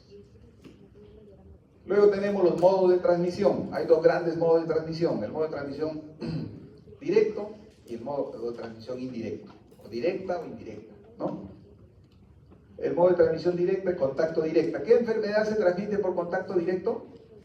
De las que hemos mencionado como puertas de salida. Sífilis, ¿no? Contacto directo, ¿no? Si no hay contacto directo no hay sífilis, ¿cierto? Gonorrea. O sea, las enfermedades de transmisión sexual, contacto directo. Difusión directa de gotitas. ¿Qué enfermedades se transmiten por difusión directa de gotitas? Es decir, por gotículas o por fluye. COVID es una.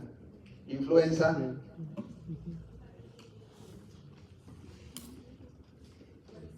Toferina. Bordetela. Neumococo. Meningococo. Y hay muchas más. Exposición directa a un agente infeccioso en medio ambiente, histoplasmosis, tétanos también, ¿no? Entran a la cueva, o se pincha con un clavo que está contaminado, mordedura, transmisión directa, mordedura, transplacentaria, perinatal, toxoplasmosis, VIH, SIDA, transmisión directa. Y hay modo de transmisión indirecta a través de un vector biológico o mecánico, ¿no? Biológico, Aedes aegypti, por ejemplo, eso saben, pues, ¿no? De que pica, tiene que tener un periodo de incubación extrínseca para que pueda producir la enfermedad. O a través de un hospedero intermediario como un caracol del agua que puede producir estas enfermedades, esquistosomiasis, dracunculiasis. Y vector mecánico, tenemos ahí, por ejemplo, la shigellosis a través de la mosca, por ejemplo, ¿no? Las mosquitas llevan en sus patitas, cuando se posan en una deposición, van y son bien higiénicas, ¿no? ¿La han visto la mosca cómo son? Se limpian las patitas cuando se posan, ¿no? ¿O no? Entonces ahí nos dejan pues los microbios. Nosotros comemos el alimento y nos puede dar. Y ya les dije, shigellosis, ¿cuál es la dosis infectante? Bien pequeñita, ¿no? De 10 a 100 bacterias, suficiente para que nos dé shigellosis. Y después terminamos con dolor abdominal, fiebre, malestar general, deposiciones con moco y con sangre. Y hacemos poquito a poco y tenemos pujo y tenesmo. Si ustedes aprenden, por ejemplo, eso, cuando viene un paciente así, sí, este tiene shigellosis, le da su antibiótico al toque, sin hacerle sus análisis. Pero cuando viene así de señor, tiene que hacer hemograma, hemoglobina, hematocrito, PCR, cultivo de orina, cultivo de sangre, y luego le dicen, tiene que tomar estos 3 antibióticos. Entonces, la clínica, jóvenes, y prepárense bien. Yo digo, prepárense bien porque luego me van a atender a mí. Y cuando llegan sus manos, si me llegan así un momentito. Listo. Vehículo, transmisión mecánica, sangre, órganos para trasplante, fomites, ¿no? Fomites se refiere a secreciones que contaminan un juguete. Por ejemplo, antes en los hospitales era común de que los niños tengan sus juguetitos y los compartan. Entonces que tenía diarreíta se lo pasaba al otro y terminaba con diarreíta, o que tenía una infección por toferina o por sincicial respiratorio se la pasaba a este. Y luego hay la transmisión aerófoga, diferente a la transmisión por gotitas de flujo. La transmisión aerógena se produce cuando las partículas flotan en el aire. ¿Y qué enfermedades hacen de que las partículas floten en el aire? Tuberculosis, varicela y sarampión. Esas 3, tuberculosis, varicela y sarampión. Esas 3. Entonces, para contagiarse de esas enfermedades no tengo que estar cerquita, pues, ¿no? Puedo estar alejado y puedo contagiar. Entonces, transmisión indirecta por vía aerófoga. Por eso les hacía el comentario anteriormente, no crean de que porque se transmite por vía aerófoga, por el aire, el aire es un reservorio, no es un reservorio, es un medio de transmisión. Y para estas enfermedades específicamente. Esto de la transmisión lo vamos a ver en la última clase. Previo a que ya ustedes se vayan a estudiar Medicina 1, ahí vamos a revisar todos estos conceptos de bioseguridad, de enfermedades que se adquieren en el hospital y todas esas cosas, de manera más detallada, más específica. Ahora aprendan los mecanismos o modos de transmisión. Luego tenemos las puertas de entrada, que son las mismas, miren, son las mismas que las puertas de salida. Pues hay una puerta de salida respiratoria para influenza A, habrá una puerta de entrada respiratoria, no va a entrar por vía digestiva, ¿no? O sea, no me voy a comer la influenza A que sale por la vía respiratoria. O si es un microbio como la hepatitis A, no voy a inhalar, tendrá que ser sale por la vía digestiva, tendrá que entrar por la vía digestiva. Lo que se discutía en esas épocas, ahora ya no debemos discutir lo que se discutía en esas épocas con John Snow, pues, ¿no? Él decía, no podemos limitar el modo de transmisión. Pueden haber otros modos de transmisión, y tenía razón, pues el modo de transmisión era a través del agua fecal oral, pues por digestiva, ¿no? Que al final se vio de que el agua se había contaminado con eso, y si esa la ingerían y se fecal oral, pues vía digestiva. Luego tenemos un huésped que es susceptible, y que este huésped tiene características. Y el huésped es susceptible, es persona que no está inmune, ¿no? Eso también ten en cuenta, susceptible. Para que se produzca la enfermedad tiene que ser susceptible. O sea, no está inmune. Si está inmune, ya, pues no hay problema, no va a pasar nada. Por eso les decía al iniciar la clase, el punto más importante, si todas las enfermedades pudiesen prevenirse mediante vacunas, y nos vacunásemos todos y habría una buena vigilancia, desaparecerían como desapareció viruela. Sería erradicada como fue erradicada viruela. Ahorita estamos en proceso, ¿no? Sarampión, por ejemplo, poliomielitis, por ejemplo, rubiola, por ejemplo. Entonces, ya vamos viendo de que si al huésped susceptible o no inmune lo convertimos en inmune, no se va a producir la enfermedad. Y con eso cortamos la cadena de transmisión. En el huésped susceptible hay respuesta innata, hay células fagocíticas, hay factores solubles, hay barreras mucocutáneas. Todo esto lo protege, pues no lo va a proteger. Respuesta innata que tiene el individuo, las barreras mucocutáneas, por eso también cuando se van al hospital se dicen no pueden tener heridas, lesiones, ¿no? Porque tiene que haber nuestra barrera mucocutánea de que estar indemne para evitar que no se contagiemos con los diferentes patógenos. Hay células fagocíticas como polimorfos nucleares, fagocitos que nos defienden cuando ingresa un microbio, y hay factores solubles como el complemento, interferón alfa, etc. Lo que ya ustedes van a leer después, las no sé cuántas interleuquinas existen ahora y que cada una tiene una función específica. Y los factores de necrosis tumoral, etcétera, etcétera, etcétera. Ya. Eso lo van a saber ustedes más que yo. Y luego hay una respuesta adaptativa que está dada por estos elementos, por los linfocitos B y los linfocitos T. O sea, el huésped susceptible tiene dos tipos de respuesta, una respuesta innata y una respuesta inmune adaptativa. ¿Adaptativa qué? Frente a la agresión, pues, ¿no? Entre el microbio, ya, pues, se alertan los linfocitos B, los linfocitos T y comienza la guerra. Y a partir de ello es que trata de defenderse. Pero no es completamente inmune, pues, ¿no? ¿Por qué? Porque puede el microbio vencer estas barreras. Entonces, para eso, sí, hay mecanismos para generar inmunidad en el paciente, vamos a evitar que se produzca la enfermedad. Y para eso existen los diferentes medios para generar resistencia, pues, resistencia inmune, me estoy refiriendo en el huésped. Y para eso hablamos de inmunidad activa e inmunidad pasiva. La inmunidad activa puede ser inmunidad activa natural o inmunidad activa artificial. Y la inmunidad pasiva puede ser natural o puede ser artificial. La inmunidad activa natural es aquella que la madre transmite al paciente, pues, ¿no? Al niño o al ser humano. Y la inmunidad activa artificial es aquella que es producida por la enfermedad. Entonces yo me enfermo y lo que voy a generar es inmunidad activa artificial. En cambio, la inmunidad pasiva puede ser natural o puede ser artificial. Y la inmunidad pasiva natural la logramos a través de las inmunoglobulinas que nos ponemos. Y la inmunidad pasiva artificial a través de las vacunas. Entonces lo que queremos es lograr inmunidad pasiva artificial, vacuna, vacuna, vacuna, y vamos a lograr. Entonces hay dos tipos de inmunidad, la activa y la pasiva, ¿no? La natural activa, la artificial activa, la natural pasiva y la artificial activa.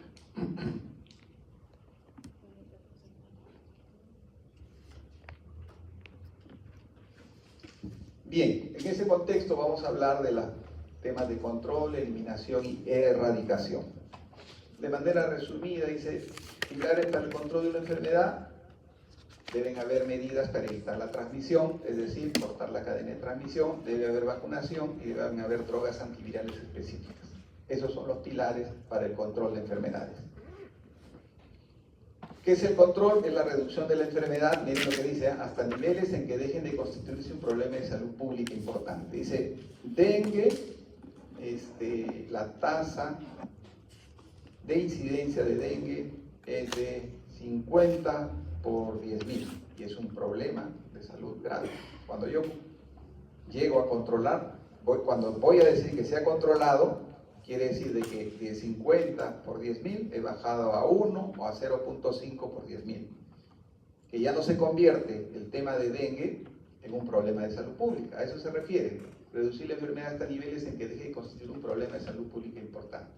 Pero ¿qué pasa cuando yo digo tengo una tasa de incidencia de dengue de 0.1 por 10.000? Todavía existen las condiciones que puedan que la enfermedad se produzca. O sea, hay el vector, hay los susceptibles, ¿cierto? A eso se refiere este otro puntito. La propagación se mantiene y se asegura la existencia de la enfermedad en el medio. O sea, ya no es un problema de salud pública, pero existen las condiciones para que se presente la enfermedad. Eso se llama control.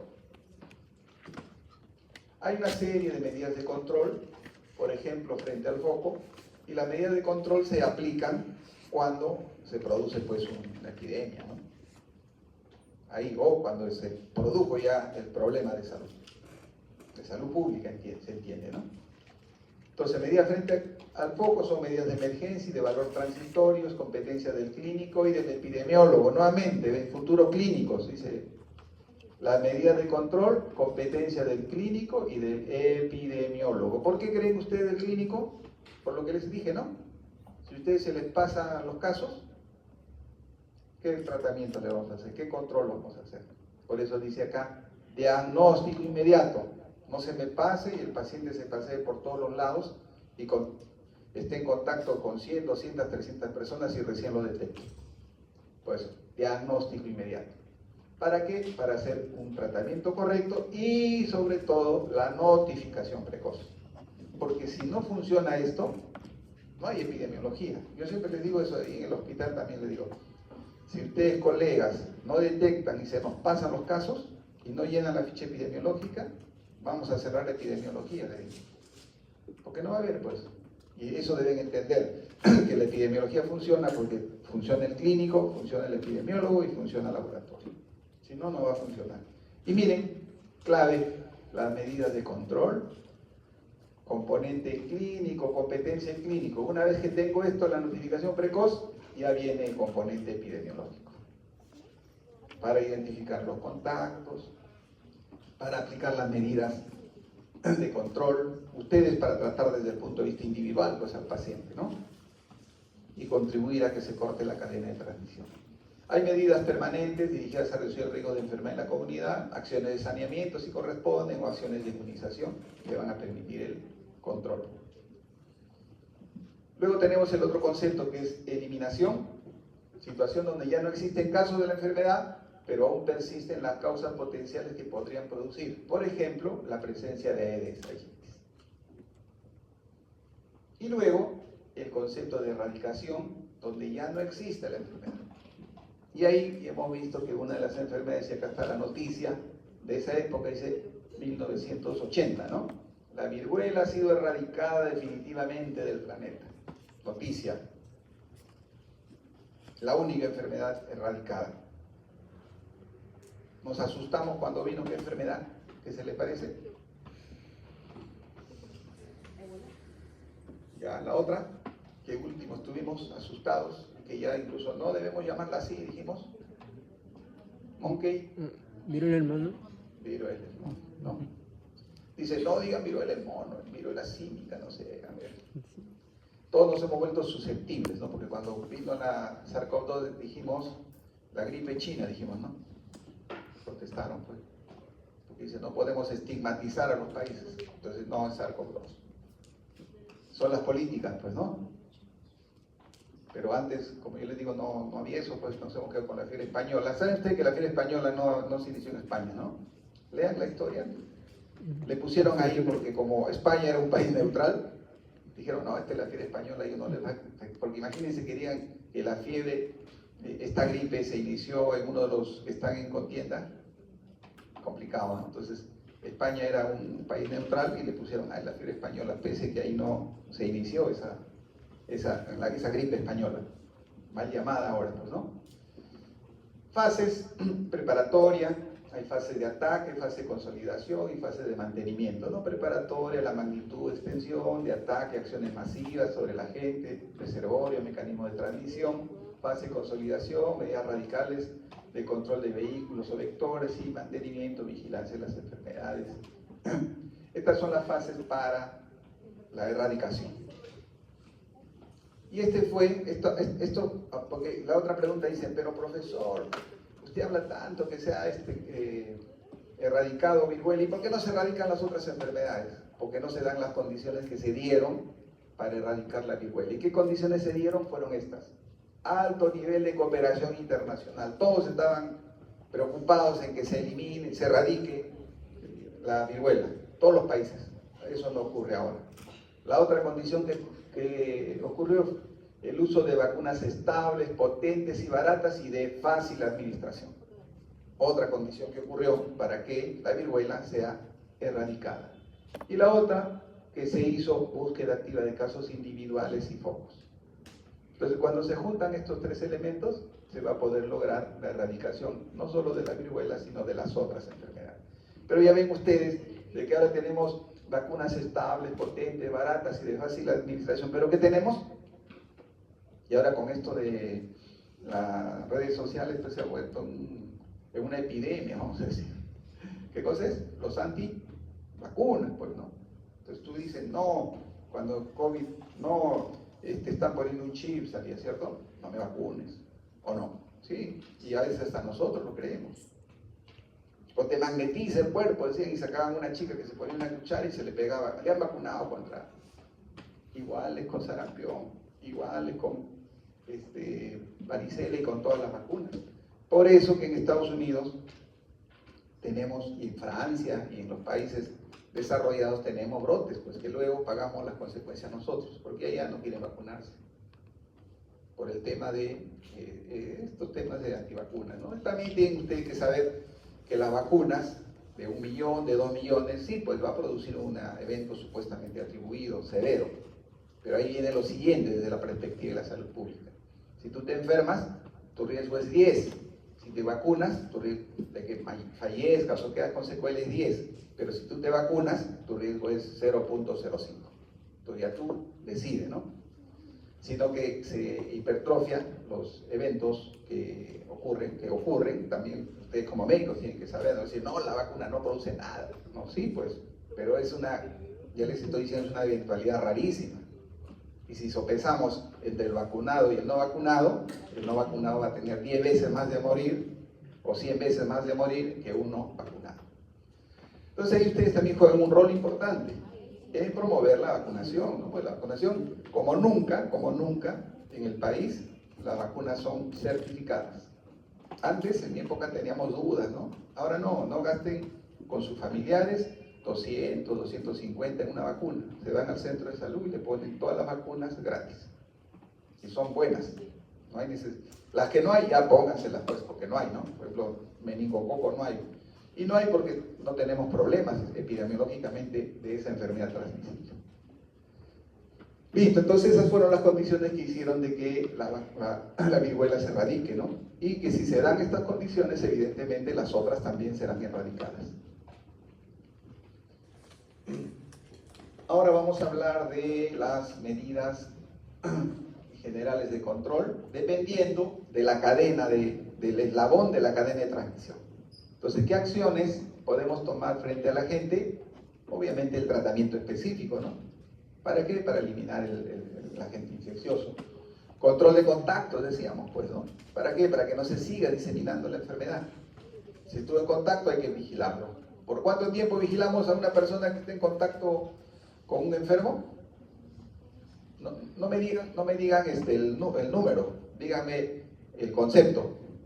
¿Qué debemos de usar o qué concepto de lo que hemos estudiado debemos usar para el aislamiento de un individuo? ¿Sí? Yo tengo una enfermedad que tiene un periodo de incubación de 10 días y la alumna entra en contacto conmigo cuando yo estoy contagiando. ¿Cuánto tiempo debería aislarse ella? El tiempo del periodo de incubación, pues, ¿no? Porque yo tengo que asegurar que ella, si se enferma, se enfermará pues, en el periodo de incubación y la aislaré y la trataré. Pero tengo que asegurar que en ese periodo de incubación, si no se enferma, quiere decir que no se ha infectado y por lo tanto puede seguir su vida. Entonces el criterio de la cuarentena está en el contexto o está sustentada en el famoso periodo de incubación. Y para levantar las alertas epidemiológicas dice, ha habido un brote de sarampión. ¿Cuándo levantamos la alerta epidemiológica? También se usa el periodo de incubación. Tienen que haber 2 periodos de incubación sin enfermos y decimos que el brote ha sido controlado. Entonces miren para lo que sirve la parte epidemiológica. Cuando ustedes estén en el hospital van a tener oportunidad de ver esas situaciones.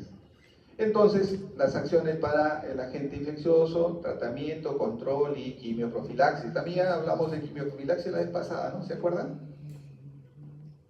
Como medida de prevención. ¿Qué prevención es quimioprofilaxis?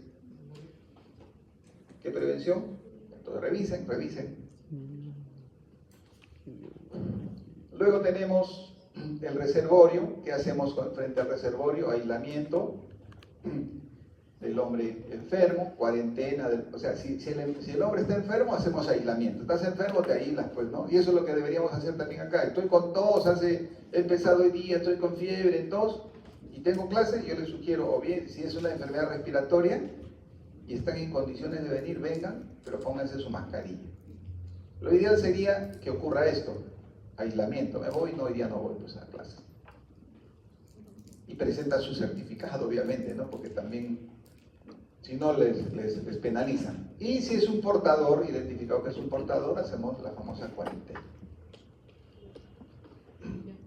Y más fácil es, en los humanos hacemos esto, en los animales es más fácil, ¿no? El tema de las medidas de control frente al reservorio. Si hay pollito con gripe aviar, ¿qué hacemos?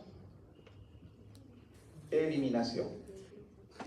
Ya sea del animal enfermo o del reservorio inanimado. Hay que hacer la eliminación. Entonces hay 50.000 pollos fueron eliminados y enterrados. Ya, una medida de control frente al reservorio. Puerta de salida. Ahí todo lo que es educación, información, comunicación. Entonces, prevención. ¿Qué prevención? Primaria. ¿Qué nivel? Revisen también. ¿Ya? Miren, ahí ya les voy dejando ahí las tareas para que vean cuántos están preparados. Listo. Entonces, luego modo de transmisión. Depende, pues, dependiendo del mecanismo de transmisión, del modo de transmisión, haremos esterilización, desinfección, saneamiento.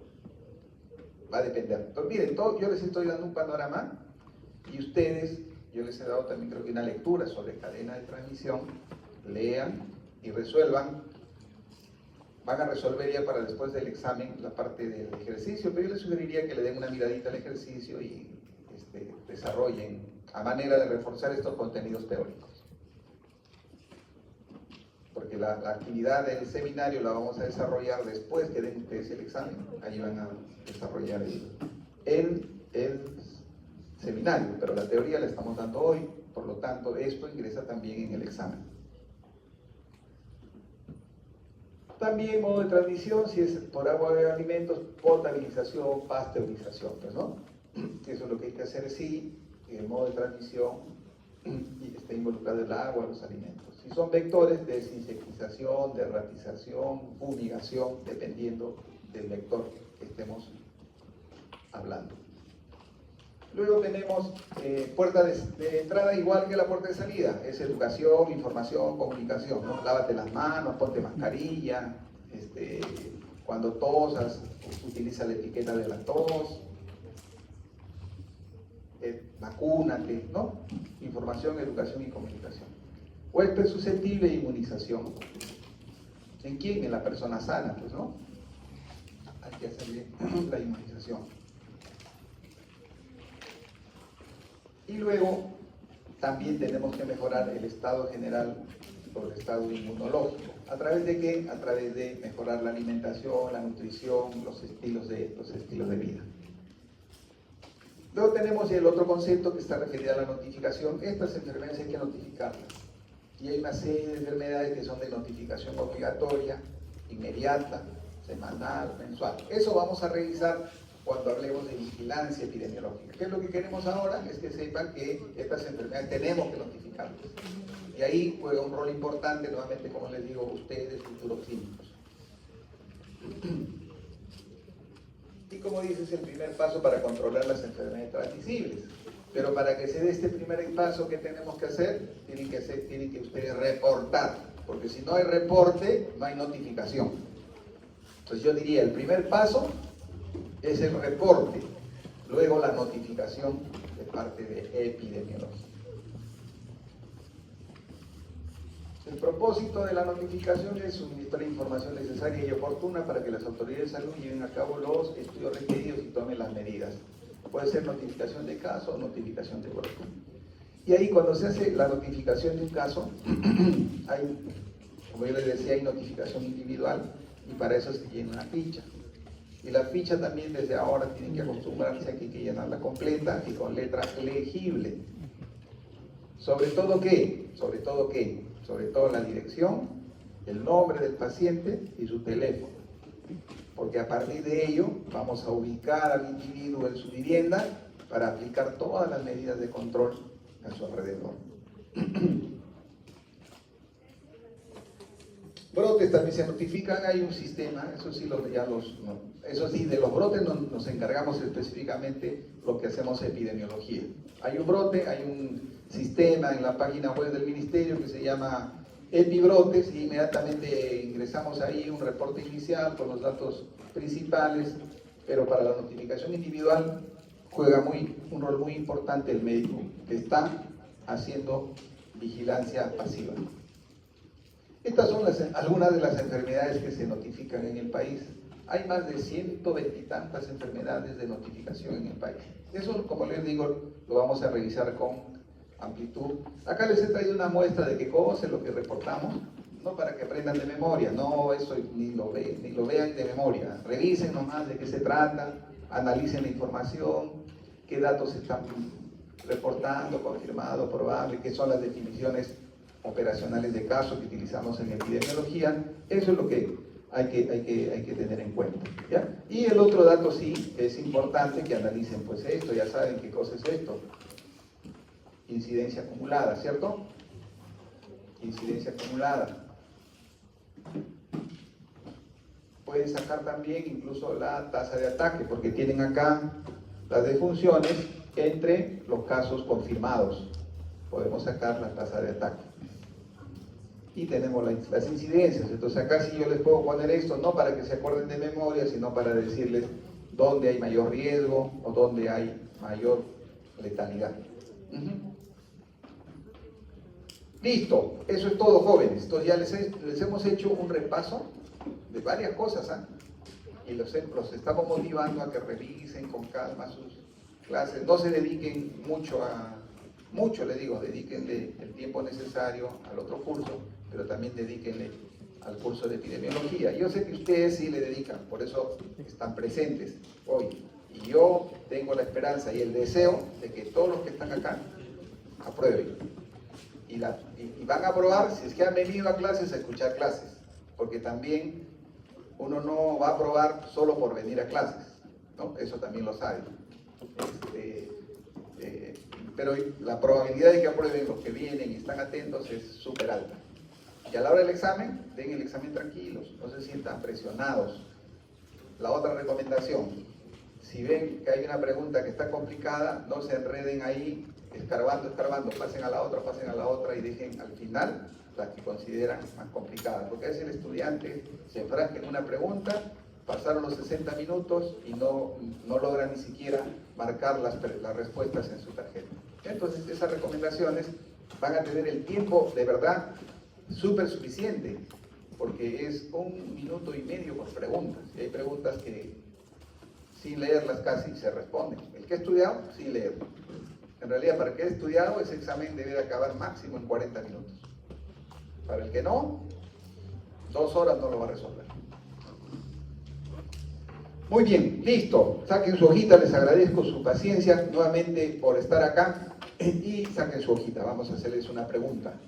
Una pregunta que ya seguramente ustedes todos son los presentes. Yo ya envié, eso también la delegada, ya envié la relación de todos los estudiantes que tienen más del 30% de inasistencia a ciencias básicas, ¿no? Les comenté cuando había poquitos, ahora que hay más, ya les vuelvo a comentar. Y sí, la delegada les comunique por las redes, donde sí están presentes todos, que les digan que no se sorprendan si es que los llaman de ciencias básicas. ¿Por qué? Porque hay estudiantes, y esa es la otra cosa también que yo les comento, ¿no? A veces es un poquito caroso. Les digo, no solamente yo les quiero enseñar epidemiología, sino también cómo debemos ser como personas. ¿Por qué? ¿Por qué les digo? Porque me llega un correo y me dice, profesor, usted me ha llamado, me han dicho mis amigas que usted me ha llamado en la clase. Entonces yo digo, por algo te habré llamado, ¿no? Y yo como estudiante sé qué falta he cometido, ¿cierto? Ustedes saben que a los que los llamo es a los que no vienen, pues. Simple. Entonces, ¿cuál es el mensaje que les doy? El mensaje tiene que ser el siguiente. Primero, que asumo mi responsabilidad y digo, profesor, usted me llamó, entiendo que me ha llamado porque sí, es verdad, no he asistido a clases, por esto, por esto, por esto, por esto. De repente es entendible su situación, porque también uno como profesor tiene que escuchar al estudiante, ¿no? Tiene problemas, pues. Y la otra cosa sí, que yo les aconsejo, no tomen una decisión sin informar previamente. Si tienen problemas, comuníquenlo. Sí, profesor, mire, yo trabajo, yo hago, yo esto. Y yo le daré un consejo. No le diré tampoco, está bien, ya trabaja nomás, porque también la otra hay que sopesar, ¿no? Porque si ustedes se han puesto a estudiar medicina, es porque quieren ser médicos. Entiendo de que necesitan un recurso, pero hay que poner un equilibrio. No puedo decir que yo trabajo y no voy a clases. Tampoco es así. Entonces yo, como una persona adulta mayor que ustedes, que pueden ser mis hijos, algunos mis nietos, les voy a aconsejar de la mejor manera. Y siempre lo he hecho y lo voy a hacer. Pero sí me sorprende, el mensaje es de que háganme a culpa cuando algo se les dice. No digan, ay, me ha llamado. ¿Por qué me habrá llamado y nunca he ido a clases? ¿No? Ese es el mensaje que les quiero dar. Muy bien, saquen su hojita, no nos pongamos tristes. Vamos. Ya saben, pongan sus nombres, apellidos, su DNI, su firmita.